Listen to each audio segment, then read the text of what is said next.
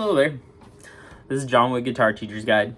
Today I wanted to talk to you about what you actually need to start teaching guitar.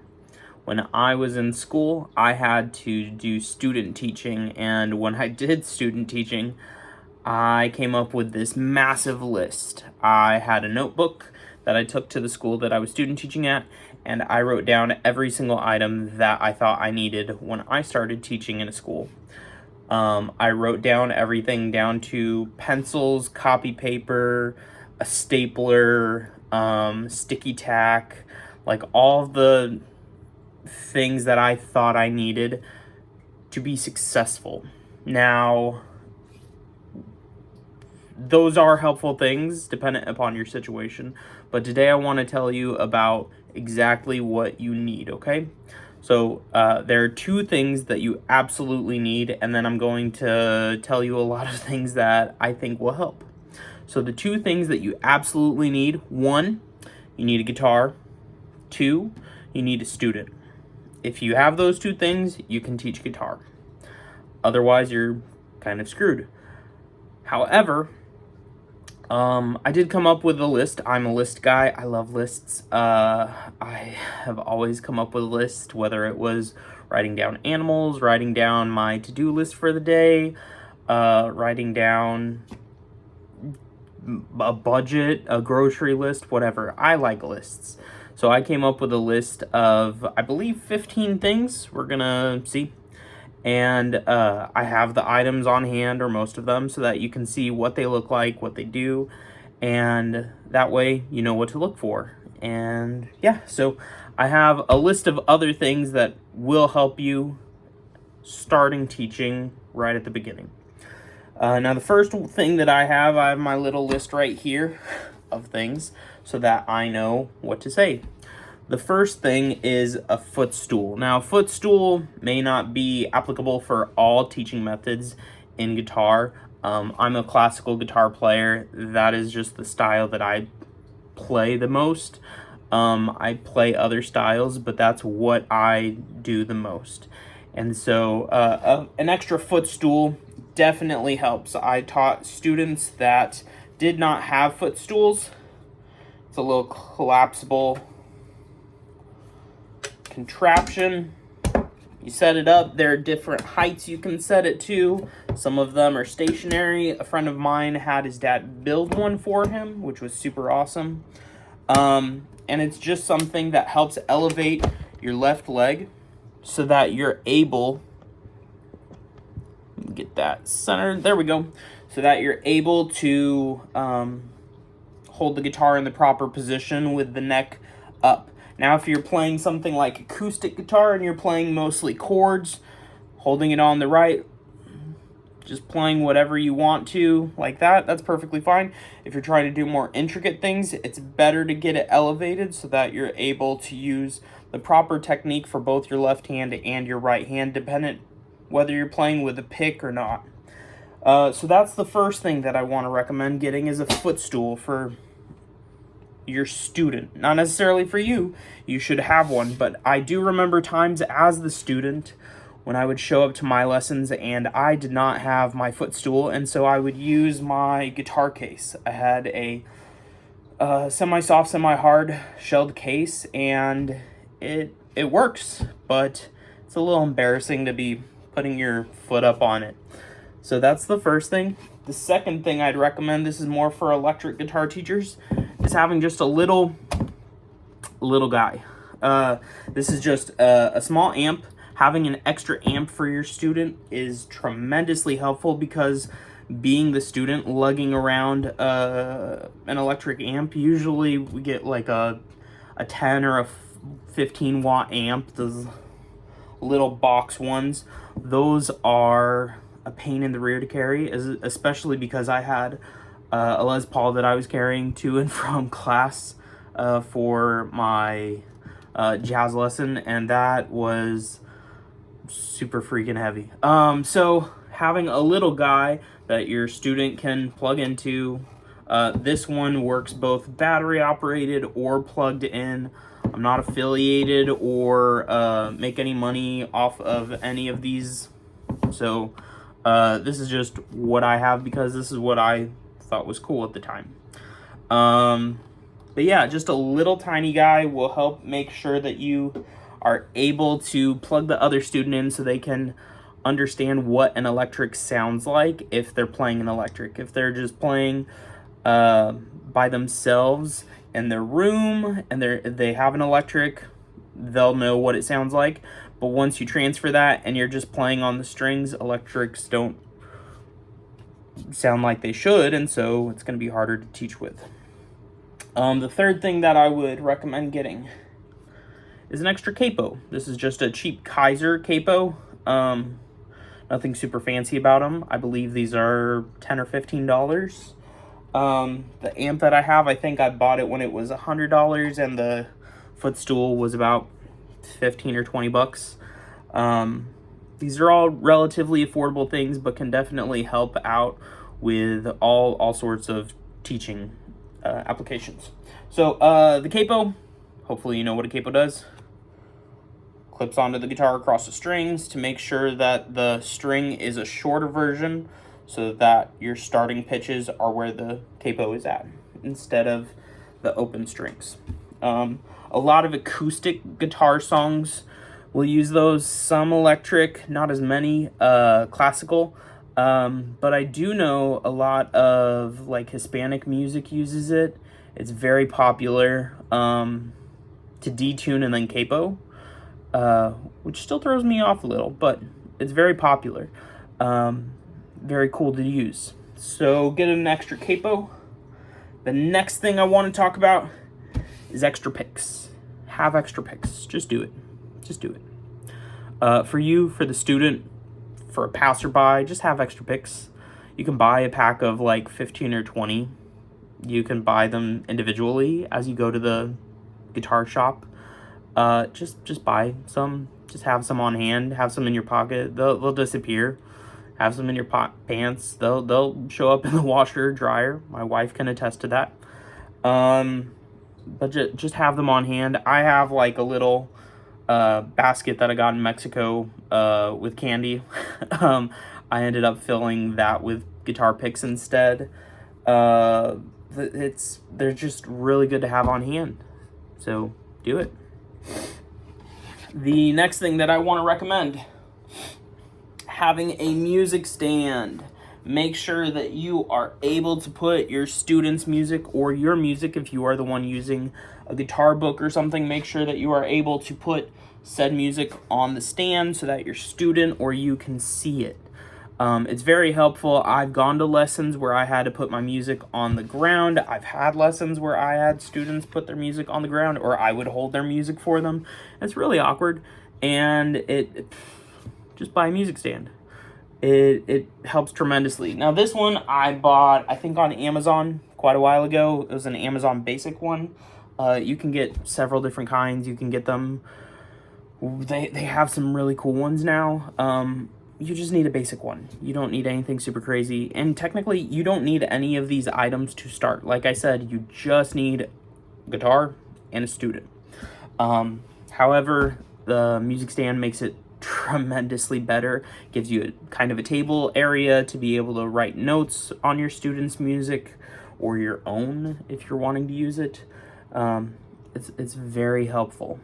I want to say mine was like 45 when I got it, 40 or 45, but you can find them for cheaper. Honestly, you might have a school in the area or something that is willing to donate some of their old ones or something.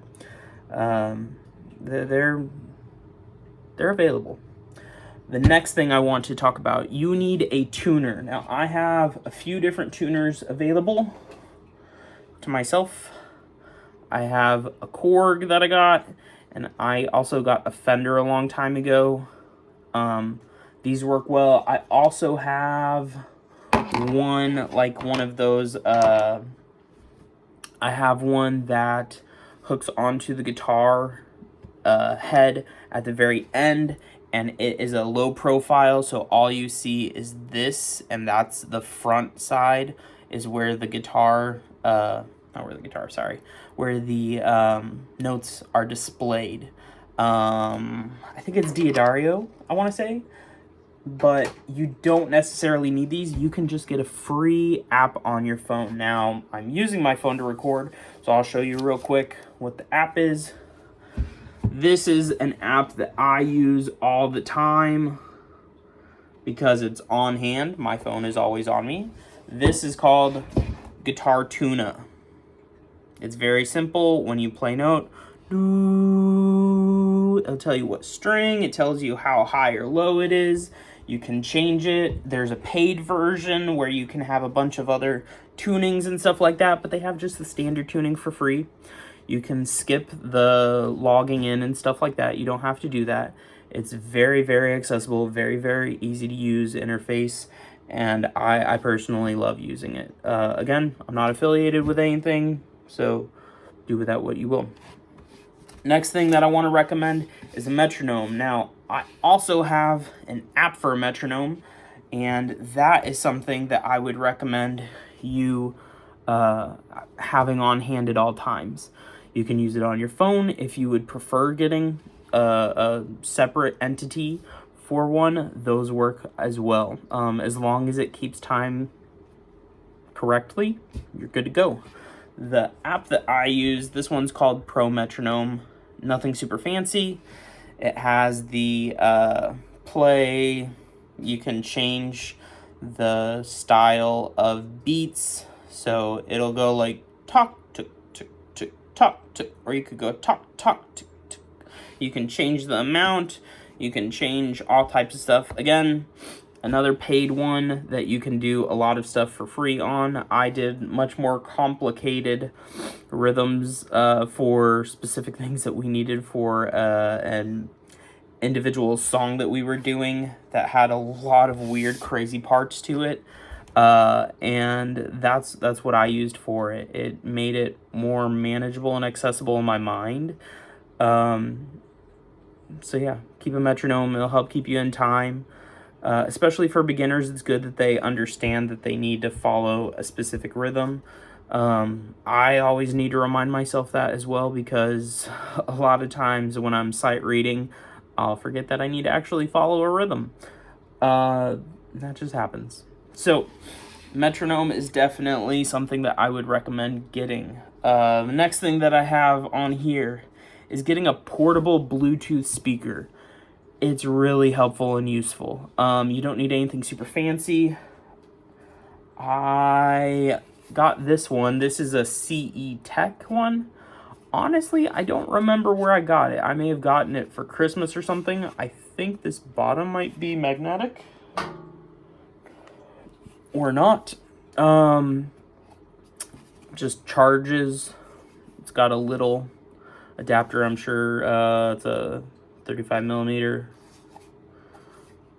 So yeah, there's a play, there's volumes. The volumes skip songs instead of volume when I'm using it on Bluetooth, but just any Bluetooth speaker that has decent volume will work. You could set it up somewhere in the room.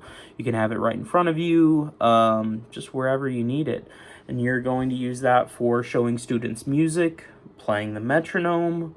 You can use it for looking up songs that your students are really hype about. It's a beautiful thing to have on hand, and you can just show students music. You can be like, hey, what do you like? Do you like this song? Do you want to listen to this song? And it gives you a bigger, rounder sound than just your phone's, not microphone, but speaker. So yeah, Bluetooth speaker is definitely a way to go. Next thing I would recommend, wire cutters. Now these ones I'm going to leave in there because they're rusty and I don't want to show that off. Because I didn't take care of these very well. So these are just some basic wire cutters that you can use. You can get some for like $10. You don't have to use specific guitar ones. However, the guitar ones are used, like they have specific ones for guitar wire cutting or guitar string cutting. And they all work. They're fantastic for changing out your strings quickly so that you don't have to completely unwind things to get them taken off.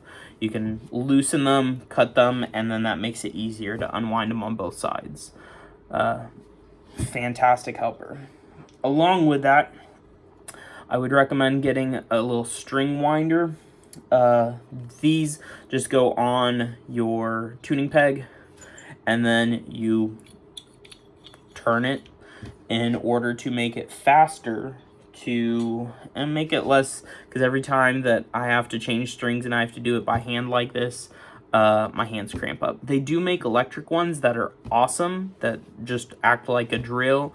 They have them battery operated. I believe they have them rechargeable, so they are fantastic and definitely worth their weight. I would highly recommend getting something just so that you have it on hand. If you have to change your student strings, it can go a long way to make it really fast, rather than, taking a 20-minute time to change out one string for the student. You get faster the more you do it, though, so it'll be easy. Next thing that I'd recommend is having extra strings on hand, whatever kind of strings you and or your student uses. If it's electric, get some electric ones. These ones are some D'Addario Pro Art nylon cores that they're just the normal tension. I like those for classical students. I keep some on hand for myself, as well as for my students. When I use my professional instrument, I usually use high tension because I like a fuller sound, and it gives me a little bit more volume with it. But the normal tensions are perfectly fine, especially for students. So keep some on hand. Whatever type of string they need. If it's electric, use electric. If it's acoustic, get some acoustics. I'm not affiliated by any of the brands, but for acoustics, I like, what are they? Elixirs. I've used those for years, and they felt the best for me. I'd recommend having some, you can use the D'Addario Pro Arts. There's some other ones that I really like. I started using, what's his name? Pepe Romero Jr.'s strings. I got hooked on using them. They have beautiful clarity, great bass.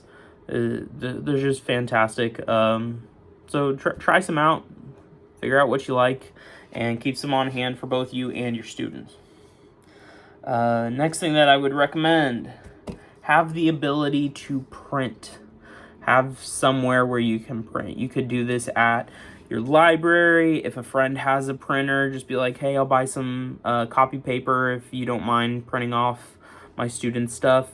If you get into a studio or something like that, you might be able to print there. If you're going to college, a lot of colleges have free printing for students at their libraries. A lot of libraries have free printing, public libraries, so you might try there. A lot of them have a cap on how many pages you can print per day, but I don't think that you'll hit that cap for just a single student.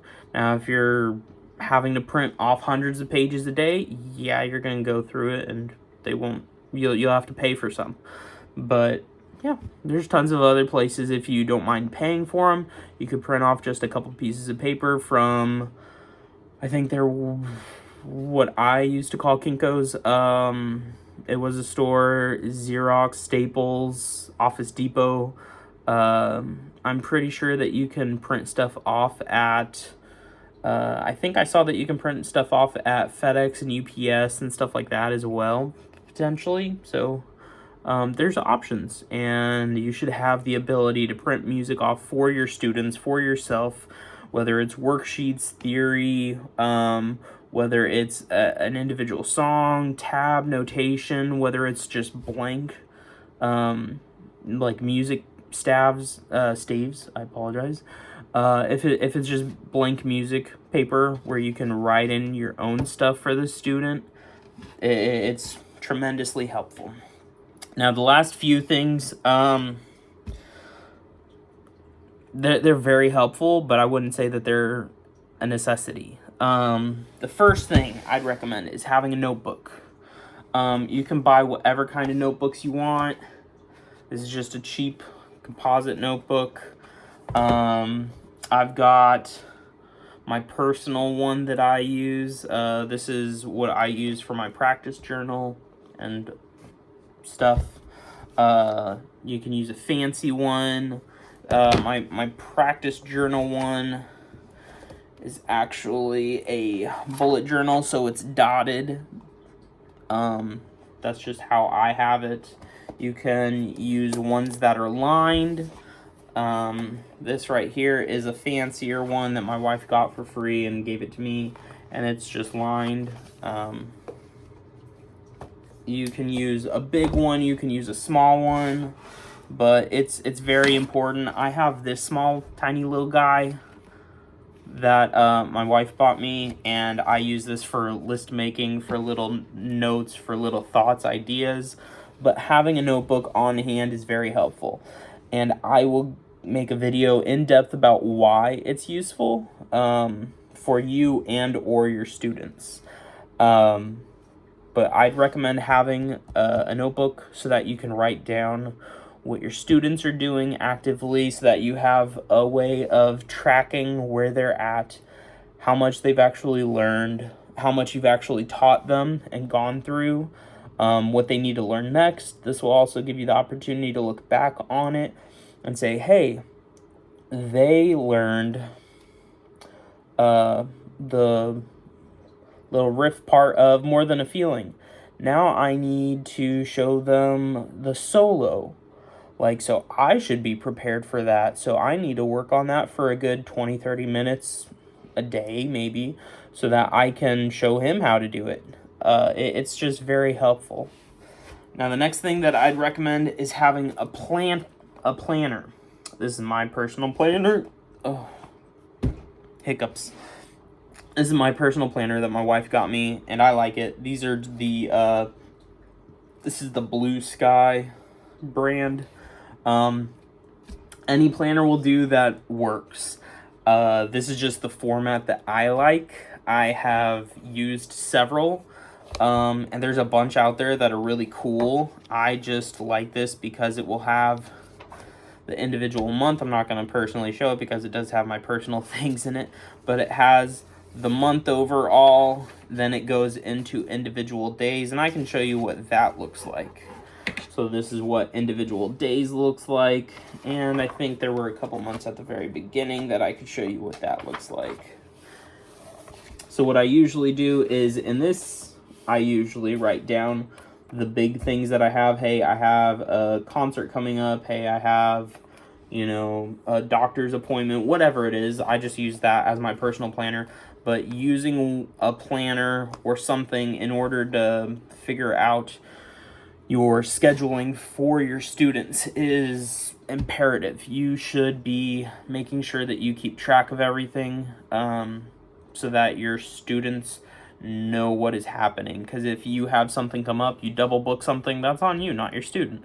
If your student doesn't want to start or continue taking lessons from you because you are incapable of keeping a schedule, that's on you. I've done that before. I had multiple weeks with one student where I had to keep canceling because I got sick, my wife got sick, the weather happened, whatever. And they called me up and were like, hey, you're not there for me, and I need you to pay me back for my lesson. And it was very unfortunate. I was young, and I treated him respectfully and everything. I told him, hey, I'm sorry that this happened. I do have friends who are guitar teachers if you'd like me to get in touch with them for it. So yeah, it's very, very important to keep your schedule. Make sure that your students know where they're at, and you know where you're at. So it's very important. The last thing that I'm gonna tell you that you should get is a guitar teacher. No matter how good you are, it's good to have experience from other guitar teachers. If you're like, hey, I'm the best guitarist in my area, source one out online. It is very important to have a guitar teacher. Yes, you can find most of the information online.